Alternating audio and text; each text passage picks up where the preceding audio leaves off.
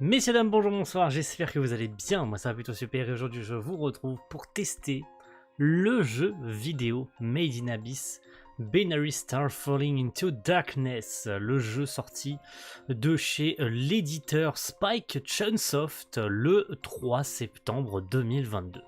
Ça me tenait tout particulièrement à cœur de tester ce jeu et de vous présenter un petit peu ce que ça vaut en termes de gameplay, ce que ça vaut en termes de graphisme, ce que ça vaut en termes de tout, hein, de faire un petit tour d'horizon de ce que vaut ce jeu. J'ai déjà commencé à l'essayer de mon côté, j'ai quelques minutes dans les pattes, donc j'ai pu faire 2-3 petits pas histoire de voir ce que ça vaut en termes de gameplay. Est-ce que c'est un jeu que je vous recommande, est-ce que c'est un jeu que je vous recommande pas, étant donné que je suis un gros fan de la licence Made in Abyss, hein, pour ceux qui ne le savent pas maintenant, je pense que c'est un peu clair, surtout ceux qui me suivent sur les réseaux, je pense que vous savez que je suis un gros fan de la licence Made in Abyss. Donc de mon côté, je vais pas faire continue. Je vais vous montrer un petit peu ce qu'il y a comme type de jeu, parce que oui, il faut savoir qu'il y a deux types d'histoires possibles dans ce Made in Abyss. Il y a Hello Abyss, qui vous permet de suivre l'aventure telle qu'on la connaît dans l'histoire de Made in Abyss, c'est-à-dire l'histoire de Rico et Regu, qui vont finir par descendre dans l'abysse, hein, pour atteindre le fond, hein, tout simplement, hein, pour ceux qui connaissent l'histoire principale de la série. Et vous avez une histoire originale qui vous permet de jouer un personnage original. Alors, il est bien précisé ici que vous ne pouvez pas y jouer tant que vous n'avez pas fini l'histoire principale. Donc voilà, je ne le savais pas d'ailleurs. Vous ne pouvez pas y jouer tant que vous n'avez pas fini l'histoire principale de Hello Abyss. Mais en gros, ça vous permet de jouer, et ça c'est marqué ici, hein, devenez un cavernier, comment je pourrais le dire, jouez un cavernier novice, explorez l'abysse, votre mission, devenir un sifflet blanc. Donc de mon côté, j'ai déjà commencé l'histoire. C'est fait que j'ai atterri très exactement au moment où j'ai récupéré l'aigu, hein. Donc on suit complètement l'histoire de Made in Abyss, hein. On suit l'histoire telle qu'elle est. Vous pouvez voir, donc, au niveau du gameplay, enfin, au niveau déjà des graphismes, hein, c'est quelconque, hein. C'est vraiment, mais alors très très quelconque en termes de graphisme. Vous le verrez très rapidement au niveau du gameplay du jeu, au niveau des missions. Au niveau de l'exploration, parce que oui, ça reste des caverniers, donc il y a de l'exploration, de récupérer des ressources. Les cartes, franchement, alors ça se découpe en plusieurs cartes, ce n'est pas un open world, hein, ça fonctionne zone par zone, vous pouvez le voir ici. Donc si je fais move, vous avez tout simplement les différents, donc là nous sommes à Belchero Orphanage, donc l'orphelinat où est Rico au début de l'histoire, et nous avons la salle de classe, le bureau de la principale, le bureau de la gérante de l'orphelinat, la chambre de Shigi et la chambre de Rico dans laquelle je suis, hein, tout simplement, hein, la petite chambre de Rico. Donc c'est normal, hein, si c'est pas fluide au niveau du rendu vidéo, c'est tout simplement parce que pour des raisons de record, j'ai décidé de mettre le jeu en 30 images par seconde pour le rendu gameplay, mais moi je suis bien en 60 images par seconde. J'ai le jeu au niveau, au cas où ça serait pas clair, hein, j'ai tout en maximum, hein. Tout le jeu est en maximum, donc il n'y a pas de genre de problème de texture ou quoi, hein, c'est vraiment le jeu qui est juste comme ça, hein. Donc à première vue ça semble plutôt joli, mais regardez les déplacements de Rico. C'est pas un triple A. Ça se voit que c'est pas un triple A, ça se ressent que c'est pas un triple A.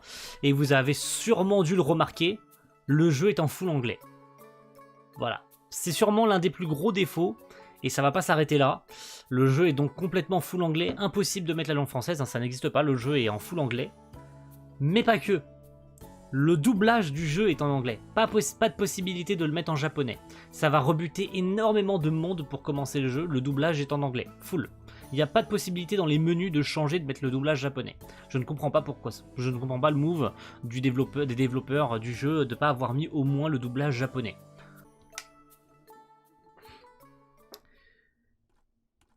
Donc je pense qu'on va avoir le moment où Regu se réveille. What was that? Qu'est-ce que c'est que ça? Ah, on dirait qu'il a bougé.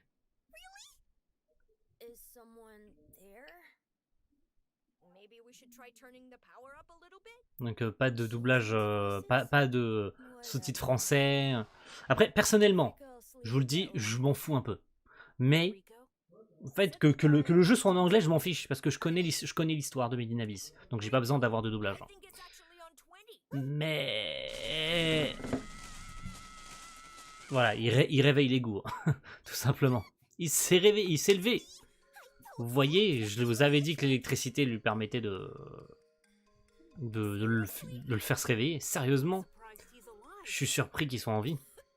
Eh ouais, mais le doublage anglais, j'y arrive pas. Je suis désolé les gars, le doublage anglais sur les jeux en général, c'est pas possible. Voilà, vous avez la salle de classe en plus, hein, pour vous montrer un peu. Moi, je trouve ça plutôt joli. En termes de level design, c'est plutôt joli.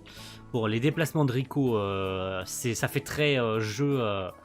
ça fait très jeu auquel on n'a pas mis de budget. Hein, ça se sent. Hein. Niveau gameplay, regardez, ça bouge, mais ça bouge comme ça bouge. Regardez, on a l'impression que le perso il glisse sur le sol quand je la bouge sur le côté, quoi. On sent que c'est un jeu qui a été fait avec très peu de moyens, avec très peu de personnes. J'ai une tâche pour toi. Ah bah voilà, ça tombe bien, on va partir en mission. Donc c'est parfait, on est parfaitement dans les conditions. Donc on a plein de missions à récolter. Trouver 3 éternelles fortunes.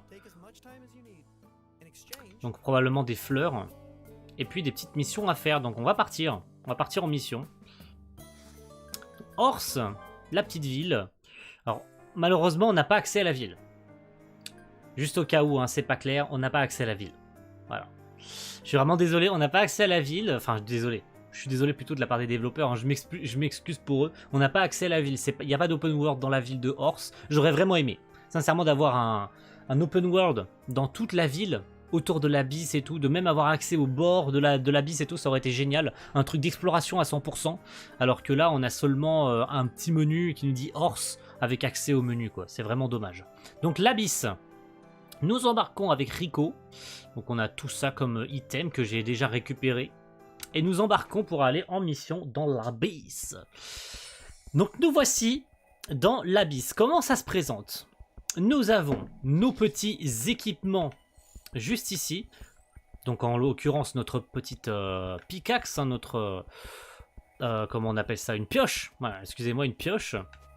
Donc nous avons aussi la longue vue, la canne à pêche et ainsi de suite. Ce qui nous intéresse surtout la pickaxe sur lequel vous pouvez frapper. Voilà. Vous pouvez frapper avec la manette parce que oui, je joue à la manette au cas où ce serait pas clair pour vous.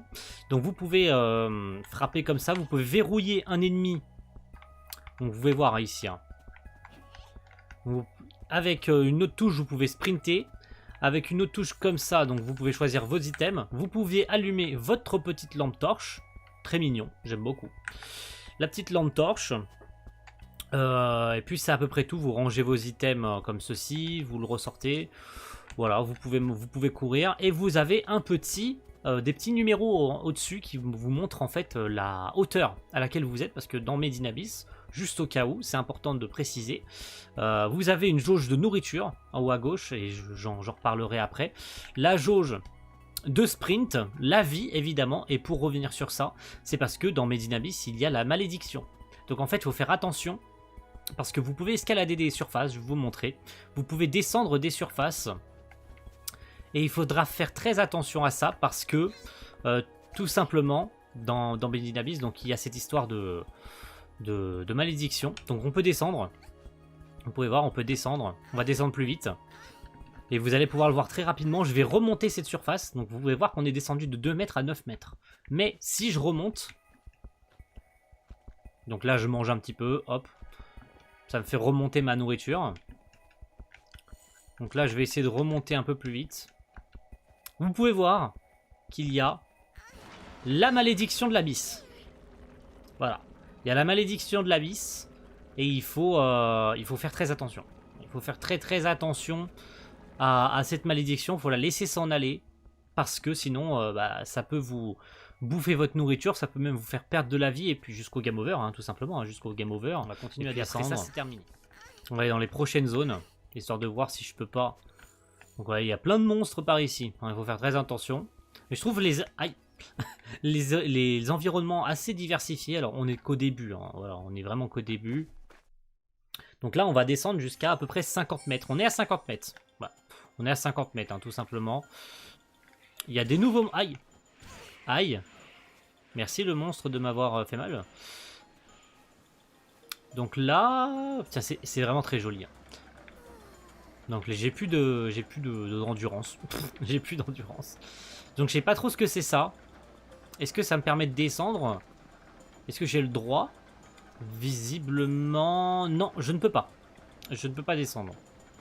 Je ne peux pas descendre parce que sinon ça me coûterait de la nourriture et je pense que je ne suis pas encore agréé à descendre dans cette zone-là. Donc ici on peut remonter. Mais qui dit remonter dit se prendre la malédiction de l'abysse. Vous allez le voir très rapidement, voilà.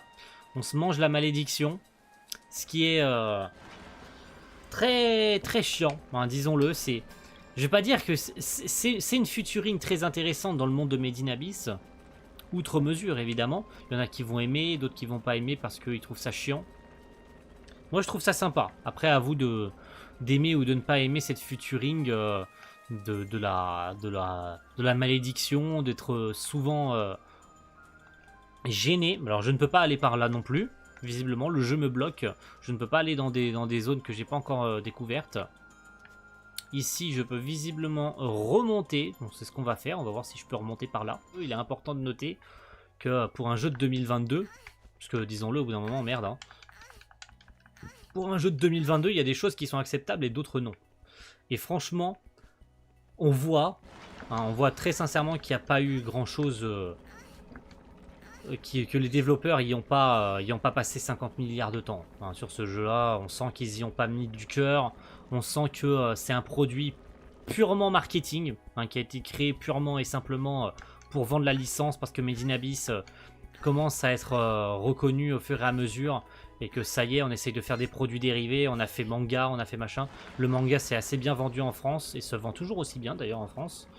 On a voulu faire un produit marketing parce que Made in Abyss a eu le droit à presque tout sauf un jeu. Donc pourquoi pas faire un jeu?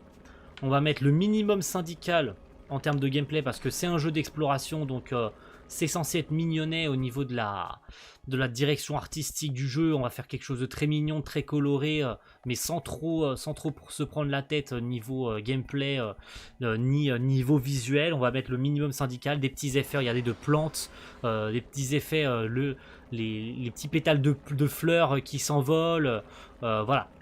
On va faire un minimum de décors en fond, regardez. Et en fait les décors finalement derrière ça ne bouge même pas, regardez, on voit même pas la chute d'eau en fond, le bouge même pas, c'est même pas animé, ça doit être un fond 2D, c'est un fond plat, c'est de la fausse texture, où je pense que si on s'y approche c'est tout simplement de la texture plane, hein, parce qu'en fait les jeux, comme le jeu est délimité en zones, tout ce qu'il y a derrière c'est que de la c'est aplani, hein, c'est du visuel non 2D, c'est du visuel non 3D, c'est du visuel 2D complètement plat et complètement brouillé par le brouillard derrière, pour faire genre, il y a un effet d'optique que tout est grand, hein, que tout est gigantesque, alors qu'en réalité, tout est ridiculement petit, quoi. Après, très honnêtement, je trouve ça vraiment dommage de ne pas avoir fait un open world, mais c'est tout à fait normal. Franchement, à ce stade-là, c'est tout à fait normal d'avoir fait un jeu de ce gabarit au vu de la vente du produit, au vu de ce qu'ils avaient envie de faire. C'est un jeu basique d'une licence qui se veut être vendue basique, alors que je trouve que franchement il y avait mieux à faire. Il y avait un jeu d'aventure ultra intéressant à faire, de quoi visiter la ville d'Ors en totalité, au lieu de faire simplement un menu nous permettant de switcher de zone en zone. Franchement je trouve ça ridicule. Mais bon, on va pas se plaindre, on a un jeu Made in Abyss. Qui aurait pu prétendre un jour faire un jeu Made in Abyss? Personne. Et en toute honnêteté, ça me suffit largement pour ce que c'est. Je vous le dis, hein, ça me suffit largement pour ce que c'est. Et je vais pas me plaindre, quoi. Parce que j'ai un jeu Made in Abyss, sauf le doublage anglais. Que là j'ai envie de leur mettre un gros coup de poing dans la tronche à les développeurs de pas avoir mis le doublage anglais, hein. Le doublage japonais. Hein.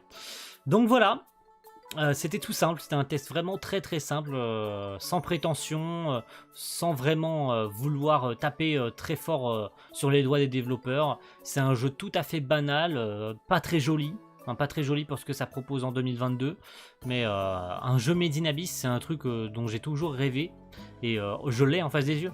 Donc moi ça me comble largement malgré les grosses lacunes qu'il a en termes de gameplay, en termes de direction artistique, en termes de beauté pour un jeu 2022. On sent que Spark, il n'y a pas mis du tout de budget dedans. Ils ont mis le minimum d'équipe dessus, le minimum de budget dessus pour le vendre à un prix qui exhorte les 60$ et avec une édition collector qui frôle les 90€.